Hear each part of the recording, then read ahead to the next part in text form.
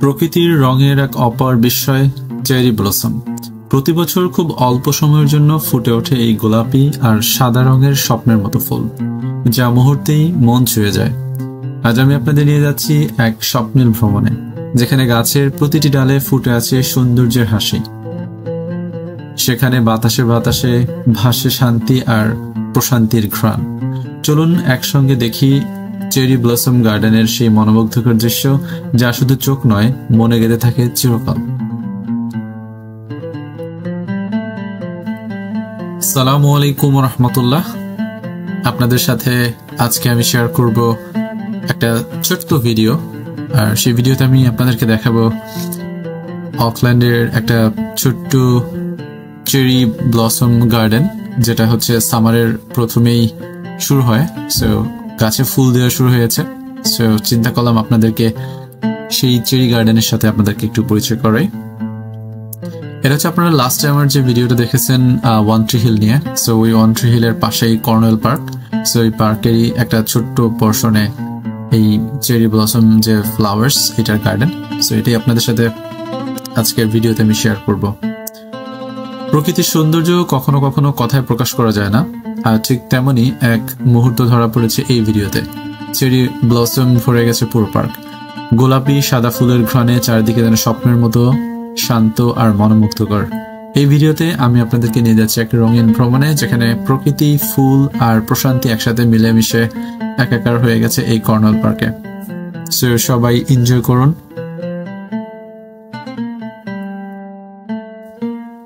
আজকের ভিডিওতে আমি অনেক বেশি কথা বলতে চাচ্ছি না। আমি নিজেও যেমন খুব শান্তভাবে শুধু উপভোগ করছিলাম, আমিও চাই আপনারাও আমার এই পুরো ভিডিওটা দেখুন। আর হচ্ছে এই ভিডিও শেষে আমি আপনাদের জন্য একটা বোনাস ভিডিও অ্যাড করেছি। সেটা হচ্ছে এখানে একটা ইয়েলো কালারের তোতা পাখি এসেছিল। সো সেই তোতা পাখির সঙ্গে আমরা অনেকটা সময় স্পেন্ড করেছি। সো সেই সময়ের কিছু ক্লিপ আপনাদের জন্য দিয়েছি। সো এনজয় করুন।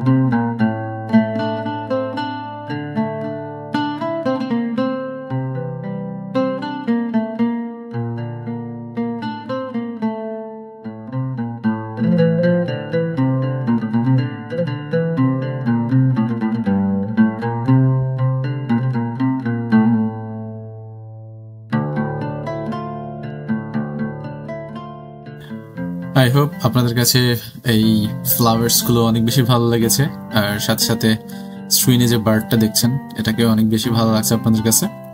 সো আজকের ভিডিও এই পর্যন্তই, আর আপনাদের সবাইকে অনুরোধ করব আমার সম্পূর্ণ ভিডিওটা দেখার জন্য এবং সামনে যে ভিডিওগুলো আসবে সেগুলো দেখার জন্য। আর যারা আমার ভিডিও নিয়মিত দেখেন তাদেরকে অসংখ্য ধন্যবাদ।